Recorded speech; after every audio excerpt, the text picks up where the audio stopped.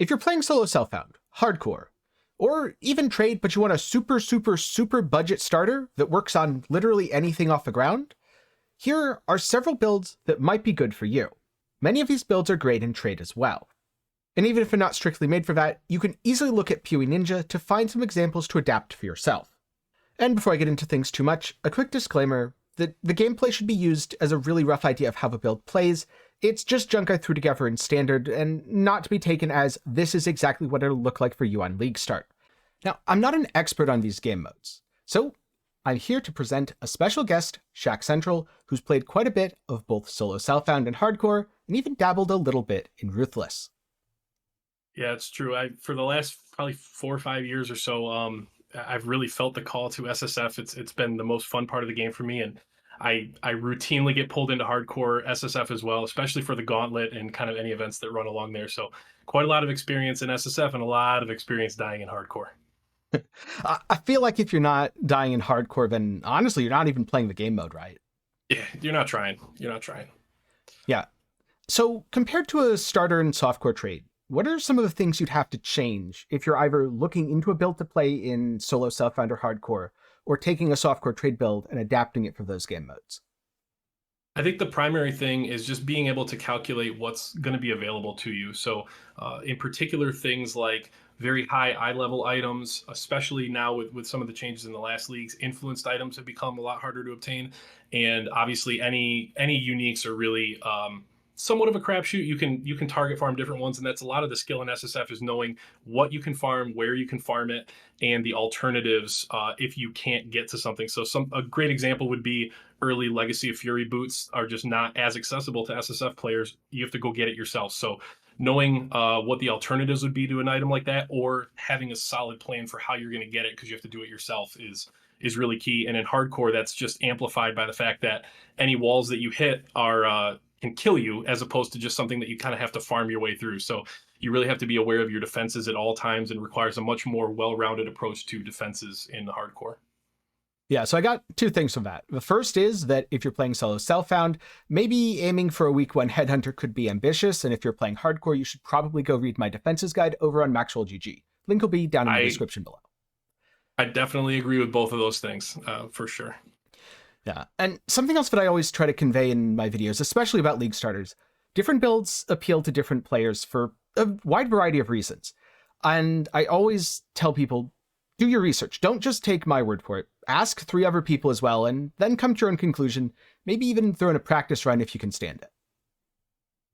Yeah, I would agree with that too. I know as a build guide creator, I'm well aware that not every build is for everyone. Different people have definitely different kind of tastes and play styles. So yeah, there's nothing that replaces the experience of trying to build out for yourself. So if you get the chance, even if it's just for the first few acts, you can save yourself a few hours if you either lock in and know for sure that I like this, or especially if you decide that you don't like something, you want to get that kind of tasting part of it out of the way, so you have a much better idea of a thing you might like to play on League Start. Yep. Sounds like great advice. Starting off with Boneshatter. So you want to play melee. The first question I have is, who hurt you? And second of all, since you enjoy pain, have you considered Boneshatter? Because Boneshatter provides its own damage through the trauma mechanic. You attack, take damage for attacking, gain trauma, and do more damage. This means it's particularly good at low levels, and if you want a super tanky build, well, once you can survive your own damage, it means the enemies shouldn't be able to hurt you either. Now that I've talked a little bit about Boneshatter and what it is, I want to ask Shack some pros and cons and why he might play it in either solo self-found or hardcore. So, take it away, Shack. Yeah, I never thought I'd say this, but this is the first time I've actually thought about playing a melee build on League Start. I had never really gotten much. I was never really much of a melee player. I was much more of a spellcaster. But man, I tried Boneshatter last league and it just blew me away. I migrated all of my SSF stuff so I could get an idea of what it was like on a fresh start. And it's so smooth. It's so good. As long as you keep up on your weapon, and you just build as tanky as possible, it really is one of those unique builds that as you make yourself tanky, you're enabling that playstyle further through the trauma stacks and the way that Boneshatter works. It's so smooth for a melee build. It really promotes kind of a good play style to learn, which is kind of that smooth mapping experience of not stopping so that you don't drop your trauma stacks. It kind of helps teach you in the same way that some other builds may help teach you like positioning. It teaches you how to flow really, really nicely through maps. The cons being the typical melee cons. You need to constantly keep your weapon updated as you move through the axe. So you may need to stop occasionally and kind of craft or farm up a decent weapon. And standing, close to bosses, it'll either teach you how the bosses work, or it'll teach you that you're really good at dying the closer you are to a boss. So yeah, I have to say, I usually feel safer the closer I get to bosses. It's when I me can't see too. them. That's when they scare me. Yep, that's what years of playing my own builds have taught me, is the closer I am to a boss, the more comfortable I am. But I know for a lot of especially newer players or people that are maybe new to the melee play style, it's a scary thing. You tend to naturally feel like the closer you are to something big, the scarier it is. So hopefully it'll help teach a few people positioning is not always about how far away you can be. Yeah, and I have to say, you may have done a bit too good of a job of selling this build, because now I'm kind of tempted to play it, which doesn't help the fact that I have like 8 starters I'm considering. Yeah, I never thought I would say I'm considering league starting melee with my usual kind of preferences, but man, it's really, really good. And now, one thing that people might be a bit hesitant towards is playing a build that damages you in hardcore. Is this really a concern, or is it that you get so tanky, no matter how much damage you do to yourself, it won't matter at all? Yeah, I would say particularly for the Juggernaut version of the build, you're tanky on a level that like I mean, it's essentially, it feels very similar to playing with something like Life Tap, where yes, technically you're hurting yourself, but you just you're so tanky, you have so much mitigation to the hit that you're dealing to yourself, and you have so much recovery after that hit that it really is trivial as long as you build your character to be tanky, to have good recovery, and especially for something like Juggernaut to have on hit effects that you can proc yourself, meaning like the endurance charge on hit. When you're hitting yourself and procking it, it's a whole separate playstyle. You're really, I would almost say, not really abusing in a negative way, like in a positive way. You're kind of abusing the power that's given to you in your ascendancy class. So you really, I would say, almost don't even feel it. All right, well, with that, let's take a look at a Juggernaut and Slayer version of Boneshatter. The first thing I noticed when looking at this Juggernaut is the gear doesn't have any orange on it. It's all rares. I think we're going to see this a lot today, because you're not guaranteed by day 3 in either solo Southbound or hardcore to have all that many unique items. But what jumps out to you, Shaq? I think yeah, the yellow, all yellow gear is the sign of a true SSF player. I'm actually a little disappointed there's not a magic item there, because typically you end up early on in maps, there's a lot of magic jewelry going around, just like a life and a good resist. But yeah, this is a very typical what I would expect to see in the first few days from an SSF build, just solid item bases and nothing overly fancy. This is a really good league starter. Yeah, I did notice there's one quite fancy item here, the 6% increased life synthesizer ring. I'd That imagine is spicy. that it's a bit spicy there. I don't know, this might not be a budget example here. No, not exactly. But I think what it is really, it's a really good item to look at first, because it's a great example of what happens in SSF, where the drop that you get might not be a crazy unique. It might not be something that's like influenced. It might, you never really know what that kind of like special item is going to be, that first thing that drops that gets you really excited. So I think this is a great example of like, you in SSF, you can't always plan out what's going to drop, but something drops that gets you really excited. And this is just a great example of that, where like you just have some random thing, whether it's a div card, it's a something that drops, and it just makes that experience so cool. So it's a great example. Yeah, absolutely. And I know earlier you mentioned that weapon's really important. So tell me about this weapon, because it doesn't look like it has all that much going on at the moment. It doesn't, but I think it's the name of the game of SSF. I would call this a weapon that very much just gets the job done. You need fizz damage, you need percent fizz, you need added fizz, and you need attack speed. He's got basically all 3 of the things that you need to see on like a decent kind of mid-mapping weapon. And this is the kind of weapon that doesn't necessarily excite you, but what it does is it's the placeholder that you don't need to worry about, and then because you don't need to invest more into this, it does the job. You can save up those resources to be able to craft your really kind of end game axe later. So it's a perfectly perfectly fine weapon for like mid mapping in SSF. Yeah, and then the chess piece is 6 linked with the all sockets linked. Do you think it's a good idea to chase something like this in Heist, or was this just a lucky drop?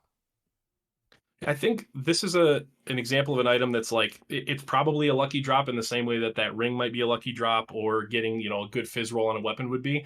I think that there's so many ways in PoE right now to get your 6 link that if it wasn't going to come from Heist, it would come from something else. You might get it as a corrupted item in like a vault side area. You might just get it randomly. I mean, I can't tell you how many times it's just you've got like 100 fuses or so, and you're just trying to get a 5 link, and it just ends up upgrading to a 6. There's just it's not nearly as difficult to get 6 links as it used to be. Even something like just getting strong boxes that are corrupted on your Atlas tree, like getting the guaranteed strong box and a corrupted strong box, that's a perfectly fine way of getting a 6 link. So I think it's pretty realistic. We're also using precise technique.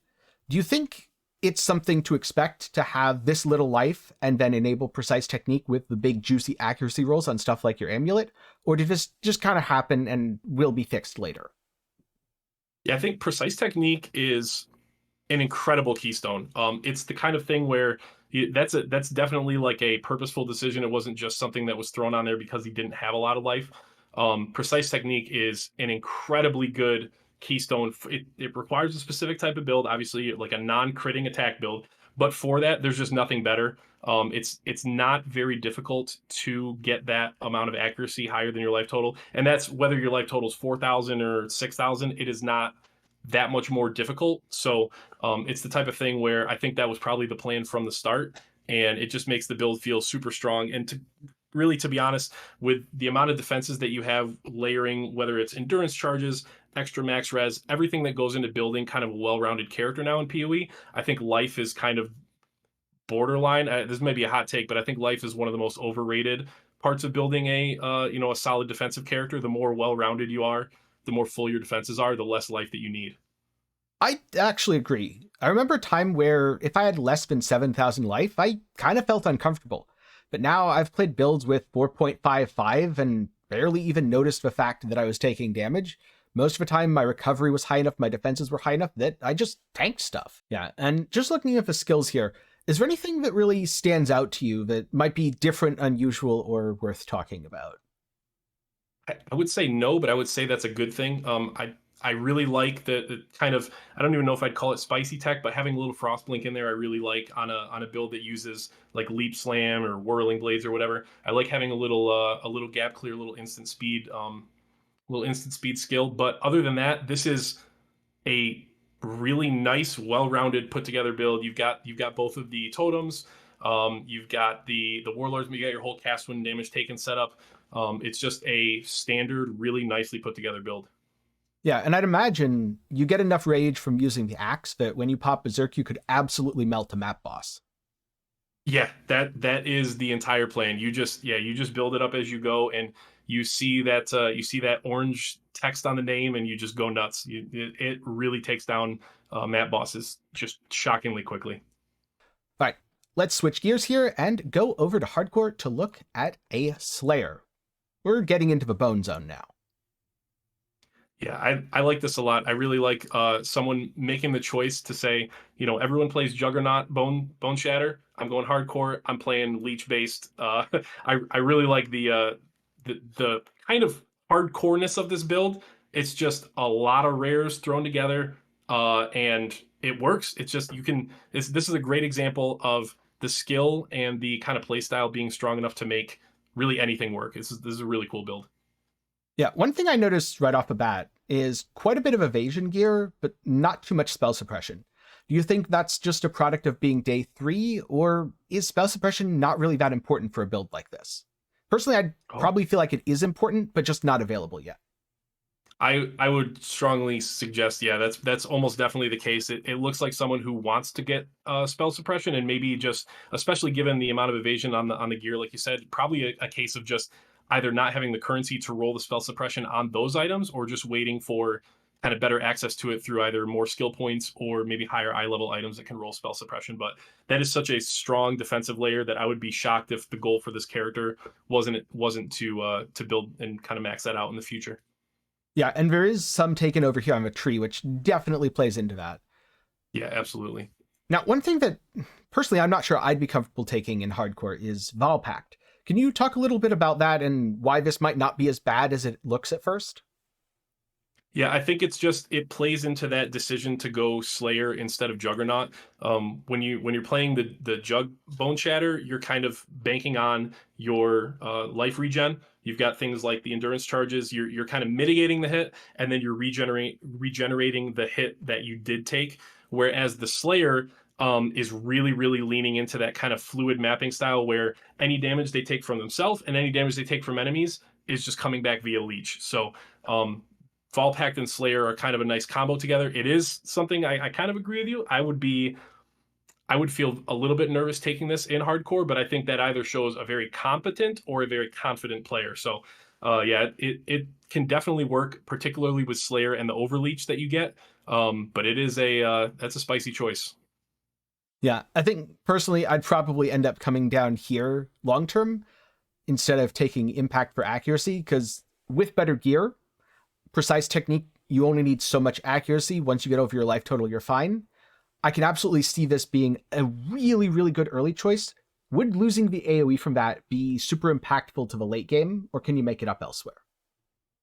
I think it's a thing that's like it AoE is a thing that feels really good. Obviously, it helps with clear in general. But with gear later on, if you're attacking faster, you're moving faster, you're doing more damage. That's also a way to make up for slightly less AoE. So I think it's a valid choice to kind of take that node early and then kind of shift away from it later, like you said. Explosive Arrow, especially the Ignite variant, has been a popular league starter for a good reason. And in 3.21, this build's getting a lot of buffs. Plus 2 projectiles from your tree means you no longer need Rain of Splinters, which makes the build much more SSF friendly. Sure, in the super endgame, you do lose the plus projectiles from your bow and your quiver. And this build didn't really need that. It could get away with Quill Rain, no problems at all. So the early game is buffed, and the late game's at least as good as it was, if not even better.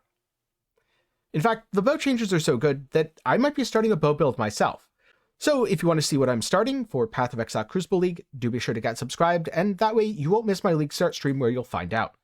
So like I just mentioned in the intro, it's a lot easier to play one of these builds without needing Rain of Splinters. But I've noticed that many, both Elementalist and Champion builds use Quill Rain, Dyadian Dawn, and Edziri's Step, especially when you're planning for something like Solo Self-Found.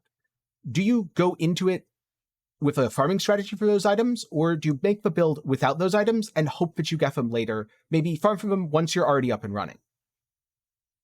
Yeah, I think it's a case of like, for the most part, you don't plan to have them reasonably early unless it's something that you're super dedicated to. I think Ziri steps are a good example of something that you can realistically have on day one if you really want it. Just farming up basically the sack frags. You can take multiple runs at Aziri very early on in a league. It's something that I've done on evasion based characters before. Something like Deity and Dawn, something that's a little bit less farmable, that's more reliant on either chancing an item or just having it drop. You need to have an alternate plan. And the thing that I usually come back to is, particularly if an item if it has sockets on it, you want to just set yourself up so that even though you might not have that item right away, you want to be able to socket it in once you get it. So for instance, if you have a certain, like a helmet, I think the obvious answer would be the devouring the diadem from Katarina. You want your auras already to be in your helmet, even if it's a rare, so that you can just swap them in and out easily when you get that item. So if you have something like that, you can pre-prep to, basically giving yourself the chance to get lucky. It's good, but other than that, you just want as close of a, kind of a facsimile of that unique as you can get. Yeah, I can definitely see that.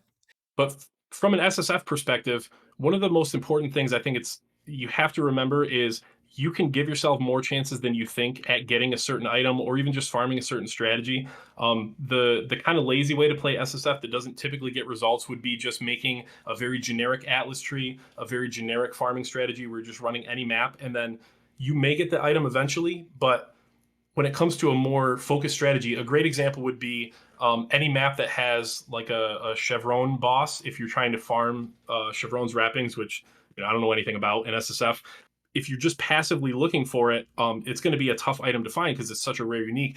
But if you run maps that have her as the boss, That's one way to get it. If you want to craft those maps so that she's twinned, so you have double the chances every time because you're fighting two of her, that's a much faster way to get it. And you should just find whichever map is available that has kind of the easiest layout to run right to the boss. I've had times in SSF where I've been able to farm a Shavs in about an hour or so just by twinning what is it, the cells map. I twin cells map, just run to her in about 20 seconds, and then you've got two chances every minute or so. And that type of thing can pay off in the long run, big time in SSF. Yeah, that sounds really effective. I'm wondering about one thing, though.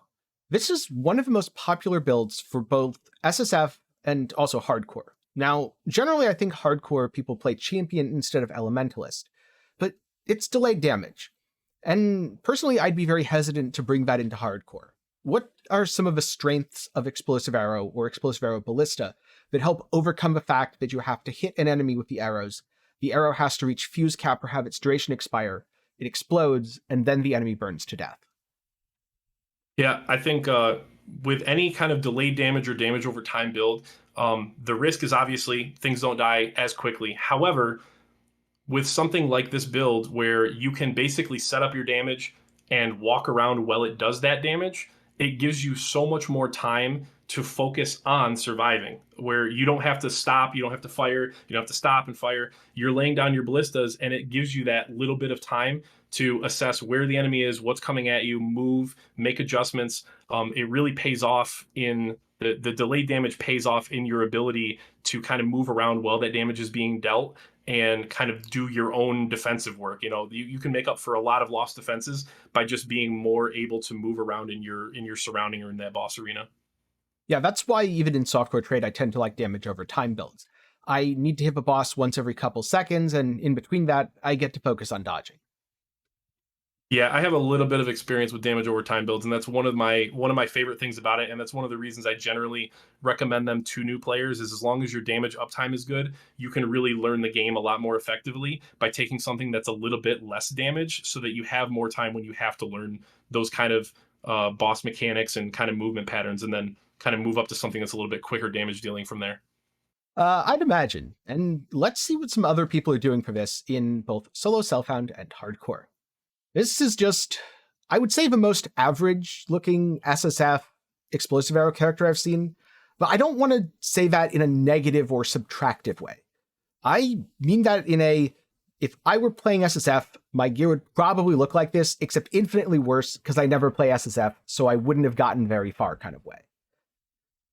Yeah, this looks very familiar to me. There's something very SSF about having one item that's pure armor base, one that's pure dex, and then one that's a mix of each. That's a very SSF thing to see early on in a league for sure. Looks like it's actually armor evasion, and then 2 pure evasion. Oh, you're right. You're right. Yeah. Probably from mastery. Yeah, that's a very, very standard thing you'll see. You see a nice, I mean, one thing that you'll notice probably across almost every build that's in level 90s and doing well is that high armor value over on the right.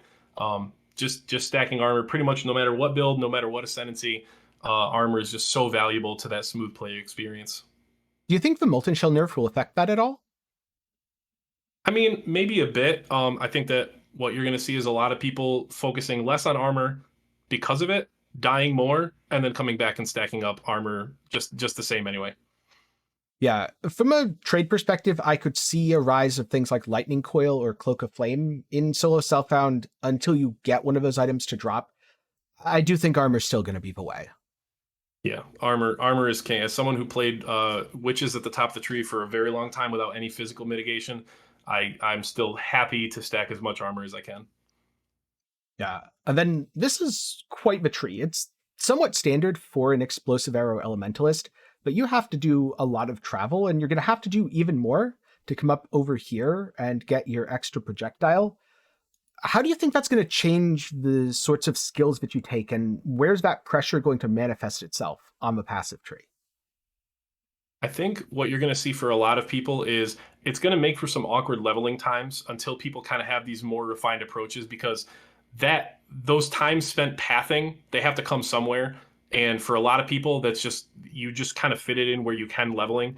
One thing that's been a noticeable kind of improvement in my own leveling as I played is trying to focus on those pathing nodes during the times when I feel strongest in the campaign. So if I notice that, I'm just crushing through, Act 4, Act 5, whatever, that's the time when I'll put the next few leveling points into those traveling nodes. So you can kind of, by the time you need that power again, you can take it without feeling like you've just kind of wasted a bunch of points and you don't feel any stronger. Yeah, that makes a lot of sense and kind of goes back to what we said at the start about doing practice runs and trying things to feel it out before playing it on League Start.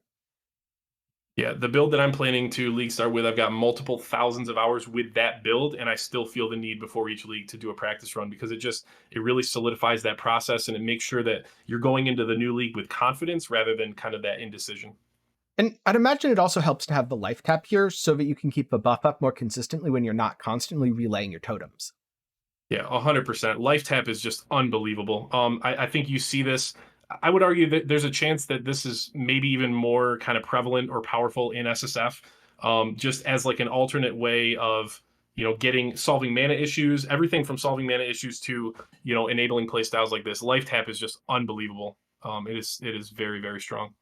All right, and let's take a look at a hardcore version, which is of course on Champion. And we've got a Quill Rain, which should feel really, really good. Quill Rain is unreal. If you have not played a build that wants a Quill Rain with a Quill Rain, you've got to try it. It's phenomenal. It's also one that because it's a short bow, it's like a low. The item base is low level. It's very reasonable to just kind of save up short bows that you find, and it's one of those unique items that's reasonable to just save up a bunch of chance orbs and try to chance into the Quill Rain. But yeah, it's when you really only need one thing from your bow, it is maybe the most specialized unique in that aspect of just giving that one thing being attack speed and giving it in absolute droves. It's so good. Now, just looking through the gear quickly, one thing I noticed that I like a lot is the 4% additional physical damage reduction. How much of an impact would stacking a few of these make in your overall character defenses? I mean, they're really strong because they're independent of needing to stack up, a ton of an additional resource. So there are diminishing returns, but I mean, really, it's just damage reduction. I mean, I would want to take 4% less of basically any type of damage, and there's not really a limit at which I would want to stop stacking that. So the more flat reduction that you can get, the better it's going to feel, and the better it makes kind of stacking armor independently too. Yeah, and both for hardcore and solo self-found, how hard is it to gear around elemental equilibrium here? I think it's less difficult and it's more easy to forget. I found that to be my experience when elemental equilibrium was on the north side of the tree, and I played a lot of builds that would use it. The important thing is just to make sure that your bases are covered because it can be really easy to accidentally add some, in this case, fire damage to attacks somewhere and just not realize it. And then all of a sudden you just have a build that just doesn't feel nearly as good to play. And it can be really hard to diagnose that problem. So it's an important thing to keep in mind. In the case of EE, I've literally been at the point before where I've taken a screenshot of my POB tree and just used paint to just write on the tree, like, don't get this to either spells or attacks. Like, it's really important. But it's just a case of remembering to not have any of that on your items. Yeah, I don't think this would be too applicable to SSF, but for a hardcore trade environment, do you think it might be worth it to drop Ancestral Bond and most of the nodes up here to avoid the massive amount of pathing? Invest pretty heavily into the Ranger and Marauder areas and use the Wilma's Requital helmet to get not only cast speed applying to your attack speed, but also Ancestral Bond for free? Yeah, I think the ability to just straight up trade, it opens up so many amazing avenues of kind of that build ingenuity where I think SSF is really good at kind of stripping builds down to only their core pieces. You get that really creative freedom in a trade league when it comes to really cool things like that, where you may just be able to lop off 30 pathing points by realizing or kind of capitalizing on, a couple of cool interactions or just unique that does something in a unique way. That ability to kind of customize your build in a trade league is just really cool. It's the one thing that as an SSF player primarily I miss. It's definitely an option that I think should be explored. It's really cool. Toxic Rain used to be my go-to leveling build. Then in Crucible, it's getting even better, because like EA, it benefits greatly from the easy availability of projectiles on your skill tree. Plus, two of Toxic Rain's most notable ascendancies, Pathfinder and Trickster, have both gotten buffed in recent leagues. Now, Pathfinder has a Flask Overheal and an inbuilt Wither. Out of everything on the list, this could very well be the single strongest pick, especially if you can get the Wilma's helmet, which I did mention briefly in the EA section. On top of all the unique changes, we've seen changes to two ascendancies where Toxic Rain was played quite a lot in the past. I remember a time when Toxic Rain was either Trickster or Raider, and then Toxic Rain as a whole kind of fell out of favor. Now, Toxic Rain is coming back, and I think that's in no small part due to the fact that two of its most popular ascendancies, Pathfinder, which was previously number 3, and Trickster, that was previously number 1, got massive changes and overall massive buffs. What do you think about Trickster versus Pathfinder Toxic Rain, and which is better for both solo self-found and hardcore? That's a good question. I think Trickster has become like it's always seems to be like that secondary class when people ask a build creator or a streamer like, should I play this build as either this or should I play it as Trickster? It really kind of shows you how like kind of universally kind of applicable the Trickster rework was.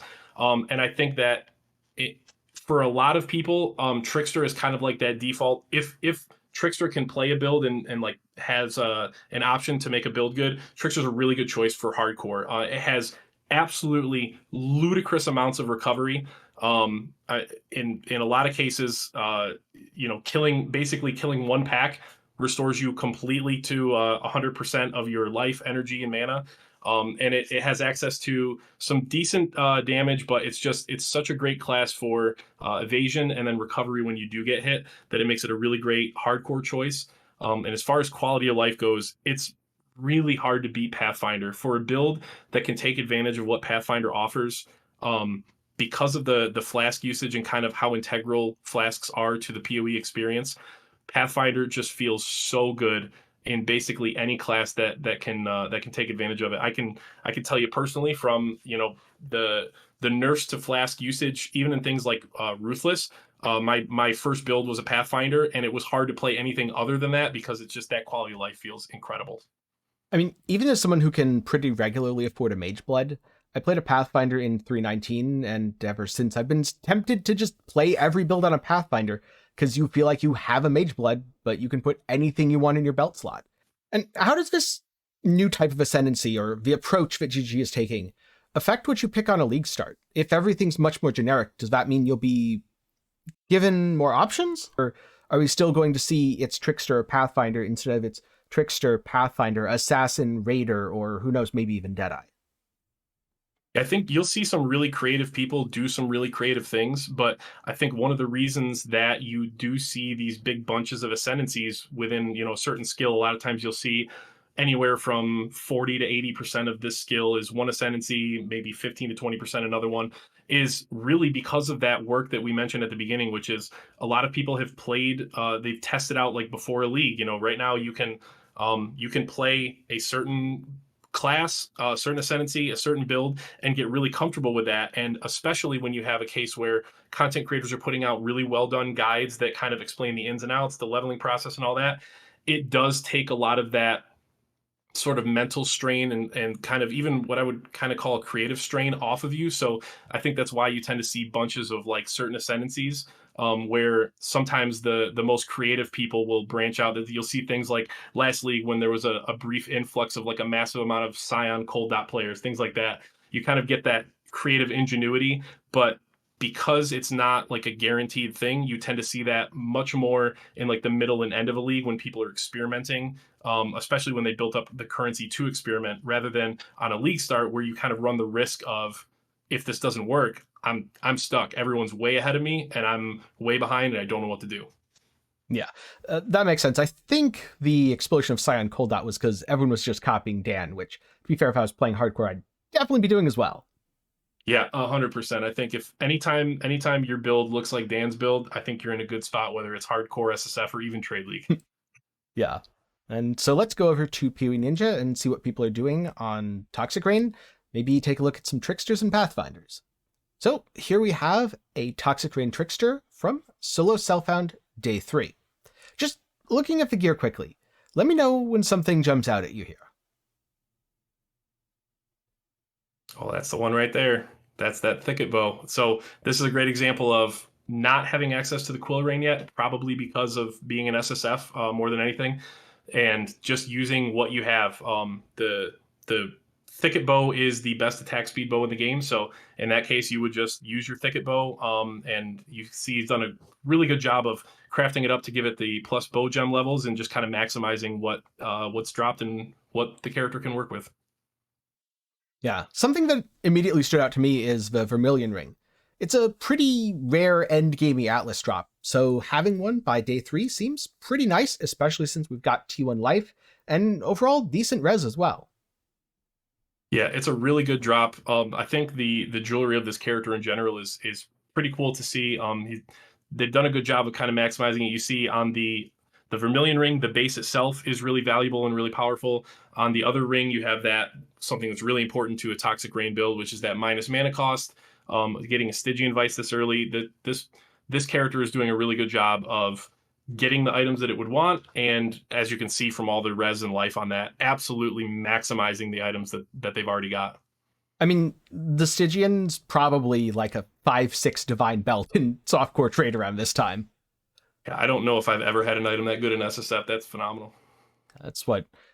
Maybe it's more than 5-6 Divines, actually. That's T1, T1, T2, T1 on the res and life. Yeah, that's something Rog would be jealous of. Rog maybe helped make it. I don't know. I haven't seen a Stygian from him, but an item like this, maybe he had a hand in it. That's true. Also, I would like to point out the Witchfire Brew is another fantastic drop. That's something that, again, you would consider yourself very fortunate if you were playing a Toxic Rain build and that dropped, but when it does, you slot it in, you use it, and it makes your build that much more powerful. Yeah, one thing that's very interesting to me for this build is there's almost no armor here. It's life, energy shield, and a ton of evasion, which could be something that we see more of given that Molten Shell's getting nerfed, and maybe Immortal Call is actually going to be a more common defensive option. Yeah, I'd agree. And Trickster is in probably the best position I can think of to take advantage of a build like this, where you have, when you do get hit, when that kind of evasion doesn't work and you do get hit, that recovery is near instant. You'll be back up to full. From whether that's from Ghost Dance, it's also a combination of the Ascendancy. Just the recovery is kind of out of this world, so it's kind of going to allow more people to feel comfortable switching away from a purely armor focus. Yeah. And the last thing that I wanted to talk about a little bit is the weapon setup. This is a Toxic Rain build, but it's not just using Toxic Rain, it's also using Caustic Arrow. Yeah, there's basically two schools of thought here. So for some people, what's most comfortable to them is to use that kind of 2-skill setup where you have Vol Caustic Arrow, and you're using the Caustic Arrow and then the Vol version for your clearing. And then when it comes time to do single target, you're swapping over to the Toxic Rain setup where that becomes your single target damage. On the flip side, the other school of thought that I've spent more time doing until Vol Caustic Arrow came out is that double Toxic Rain setup, which I think we see now with the hardcore character. So this school of thought is more you use one Toxic Arrow setup, or Toxic Rain, I keep saying Toxic Arrow, use one Toxic Rain setup to clear, and that typically is your lower damage one, so that'll have things like the Withering, not Withering Step, the Withering Touch. Yeah. Which probably won't get used very much anymore, given the change to the Pathfinder Ascendancy. Yeah, absolutely. So typically in the past, that's what you would use. It doesn't necessarily need it anymore. And then you would swap over to the totem setup for your single target. So that's when you would plop down a bunch of totems and you would let them kind of do the heavy lifting for you in terms of single target. Yeah, right now we kind of see that swapped, where the Withering Touch is on the totems and these seem to be the support, whereas this is the main damage. Though I strongly suspect once we see the change to Pathfinder, Wither from your Ascendancy is just way better than Withering Touch anyway. The 30% of his extra doesn't do anything for your dot. I think we'll see more and more builds, doubly so if you can get a Wilma's, switching to totems as the main damage and self-attack as the support. Yeah, Yeah, I definitely agree with that, and I think that this is a good example of the decision that you might make specifically because of hardcore 2, because the ability to drop down the totems, and like we mentioned with the EA build, being able to kind of run around and keep yourself alive while still dealing damage is incredibly valuable, especially in hardcore. Yeah. And I also noticed that mana might be a little bit rough on this, because I've played Toxic Rain before, and it definitely hurt losing the Replica Conqueror's efficiency there. Do you think a mana flask's enough, or would we maybe see something else as well? Yeah, I think this is the part of the build that's kind of the most finicky and can potentially lead to the most like this would be the part of the build that I think for people that don't like the feel of the build, this is generally where it ends up, where people don't want to, that doesn't click with people as much. So there's ways to solve this, whether that's the minus mana cost crafts on your jewelry. You can solve it through flasks. You can solve it through something like Eldritch Battery. There's a bunch of ways that it's kind of a big puzzle to solve, and for me, it's one of the most kind of interesting parts, especially in SSF, because you have to kind of work with what you're given. So, yeah, I think that there are multiple ways to solve this problem. With Pathfinder having access to the flask ascendancy, having a mana flask makes a lot of sense, and for different builds, they can solve it in different ways. But it's definitely a big consideration for Toxic Rain because of how fast you're attacking. Yeah, if there's anything you can count on with a Pathfinder, it's that you're not going to run out of flask charges anytime soon. Yeah, Eternal Mana Flasks are incredible, especially when paired with the Pathfinder. Now, Leithshade to me seems like a very hardcore choice, but I've seen it more and more in softcore as well. What are your thoughts on this keystone? I I'm I'm the kind of person who, like, I haven't experimented with it a ton, but I have seen that noted kind of uptick in people taking it when you have builds, whether it's softcore where this may this could be as simple of decision as I can't see the ground around me because there's so much stuff going on. So let's take less damage over time when I'm standing and stuff, all the way to a build that is really, this can enable some really powerful recovery with things like Righteous Fire and anything like that. It's a strong keystone, and I think the key here is it's versatile. It's just powerful on its own, and it has a downside that can be easily mitigated if you are ailment immune. And I think that's the key, is there's really not a big downside because it's so easily kind of taken care of in other ways. Yeah, ailment immunity seems easier and easier to get, especially with the recent unique jewels, but even outside of that, there's just so many options these days.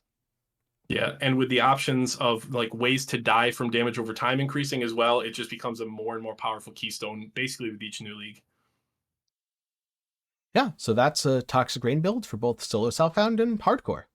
Wave of Conviction Ignite Elementalist was my starter in Path of Exile 3.20, and it performed incredibly well. The build doesn't have any mandatory uniques, though it does scale extremely well with two common ones, Elevore and Obliteration. Elevore gives you a Void, which is a lot of defense, spell suppression, which you definitely need, and recovery when you take suppressed spell damage. Obliteration, it's the pop wand. Plus, the Fizz's Extra is a massive boost to your single target damage. If you want to clear quickly, have reliable damage, and great defenses, it's time to become good friends with Rog and try Wave of Conviction Ignite Elementalist.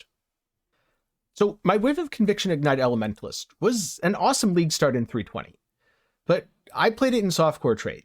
What would you do if you were going to start it in 3.21 to adapt it to either solo Southbound or hardcore? I think the biggest thing early on is just recognizing those slots when you open up a POB and you see an item that's colored orange.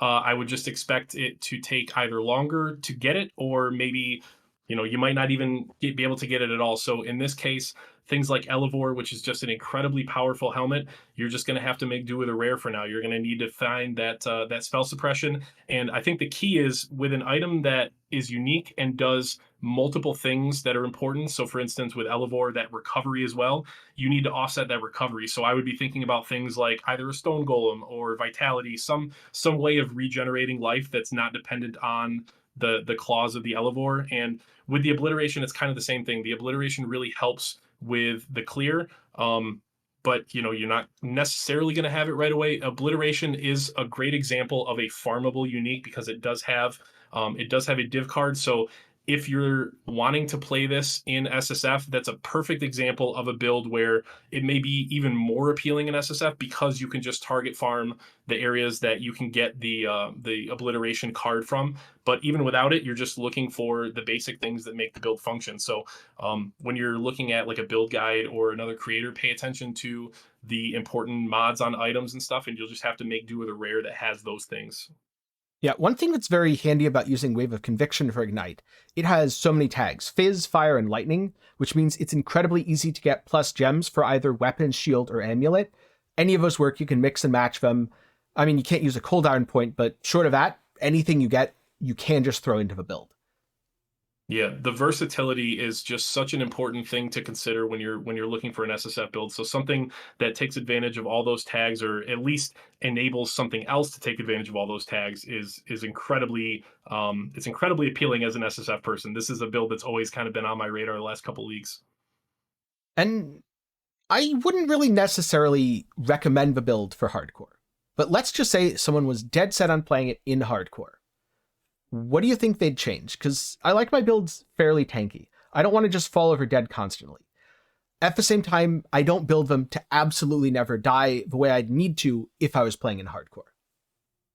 Yeah, I think this is an example of a build where you're really going to have to do some creative work outside of just the standard, like, well, can I play it as a Jugg? Can I play it in a an ascendancy that might have something different? Because of the way that the elementalist enables this build with its ascendancy, there's so many other areas that you can focus your tankiness on that's just independent of the ascendancy. Obviously, getting the primal aegis is incredibly valuable. That may be something you want to look at getting earlier on, or just trying to maximize that ascendancy node. But when it comes to hardcore, you're really looking at basically throwing the kitchen sink of defenses at your character. You want to have spell suppression, you want to have your armor, you want to have your secondary defense covered, whether that's energy shield or just a ton of life or evasion rating. It's just that constant looking at the way that the skill functions is going to take care of itself through the ascendancy and the way Wave of Conviction works, but you really have to have that laser focus on your defenses from the start. Yeah, that makes a lot of sense. And now I want to open the floor to you, because there's one build that you might be known for. That is Cold DoT. So should people start Cold DoT in 3.21? And what would that Cold DoT League start look like? My unbiased answer is yes. It's an incredibly good league starter, and my biased answer is, I mean, everybody should start this. It is so strong. I think it's just one of the best league starters that I've found. I know that kind of what we mentioned earlier, for some people it's just a play style thing, but for everyone that doesn't mind the play style, it's so strong because of the way that cold damage works with the chill. You're basically just slowing down everything. So it's kind of like playing PoE where your enemies are in slow motion, which is incredibly valuable if you are a new player, if you are just in SSF looking to kind of build your defenses. And it's a great layer to have to be able to learn the game, learn your movement patterns. It basically gears itself. Like I cannot stress enough how versatile the gearing options are and how little it takes to get started. The other day I tried, I had not played Elementalist Cold DoT, which is what I'm actually in the middle of converting the build over to. And so I tried it for the first time in a while. And even on a first time swapping over from a cultist, you're in maps in just a couple hours. And it scales so well because there's oftentimes either 2 or 3 damaging skills that you're using. You're able to stack up the damage and have just this incredibly high, virtually 100% DPS uptime. So it often ends up feeling like you're doing a lot more damage because you basically are always doing damage. And it really provides you with a smooth playstyle that lets you focus on staying alive and your defenses. Yeah, that's why I've always liked things like dots, minions, anything where your damage persists for as long as possible, because that way you might stop to dodge something for a couple seconds and you lose little to no uptime on the boss. Yeah, it is because you're doing that damage while moving, and because with Cold DoT specifically, because the damage that you're doing is slowing the enemies, it is one of the best builds that I've seen for, again, teaching people how to boss effectively, whether that's a tier 1 map boss or whether that's the Maven. I mean, you are slowing down your enemies so that you can better kind of see their movement patterns coming. You can learn them. And then in future builds, when you don't have quite as much time to react because they're not necessarily chilled, you kind of have that comfort level with the game. So I've always found it to be a very good build for teaching new players or people that are just new to spellcasting, even new to the north side of the skill tree for a lot of players. Yeah, absolutely. Thank you so much for coming on. I only have one question. Where can people find you, and maybe where can they learn a little bit more about Cold DoT? Well, the forum, the Path of Exile forum guide that I've written is kind of where the build kind of took off and became a little bit more popular and started having people ask me about it. So if you, I mean, at this point, I'm fortunate enough to say if you Google Shack Central Cold DoT, it'll take you immediately to the forum guide. You can find that. That's where I update with POB as well as kind of an explanation. It's kind of like the soup to nuts new player guide. It'll take you everything from an explanation of what the mechanics are to a POB for the build itself with a very, very overly long notes section that's got to be closing in on 10,000 characters at this point. So yeah, you can find me in the forums. I do stream a little bit more occasionally lately with life and, being a parent and all that. The streams have gotten a little bit more infrequent, but you can find me on Twitch at Shack Central, and I'll be planning on streaming the League Start, and I am very sure that I'll be casting Vortex while doing it. Sounds good. Links to both of those will be down in the description below. And if anyone's made it to this part of the video, I think they're also a fan of longer things. That's very true. Yeah, I'm looking forward to seeing you all and to checking with you and seeing how your League Start went. Yeah, well, thanks again for coming on. Thank you for having me. And so those are 3 potential starters for solo, self-found, or hardcore, plus 2 recommendations based on builds that me and Shaq have played before and enjoyed immensely. And so now I'm curious, are any of these going to be your League Starter? Or maybe you ended up deciding on one of the builds that I talked about in my previous best League Starter video. Then again, maybe you decided none of the above. There's certainly plenty of other options and plenty of other takes, even on the builds that I talked about here. For some more examples of that, I'm going to link to a couple Maxwell guides for things like Explosive Arrow Ignite, and a few other resources on various builds, such as my own Wave of Conviction Ignite Elementalist. Sure, the version I played was more focused on softcore trade, but you can absolutely adapt it to solo, self-found, or hardcore as well. It was definitely great to sit down with Shaq and talk about League Starters, but it's not something that I could have done alone. So before I go, a special thanks to my patrons and channel members for their continued support. And for as low as $1 a month, your direct support can help make more videos like this one possible. With that said, if you want something else to watch, maybe check out some of the other resources up in the card or down in the description below, or just go with whatever's on screen right now. But if you learned something today, I hope to see you again soon with more content.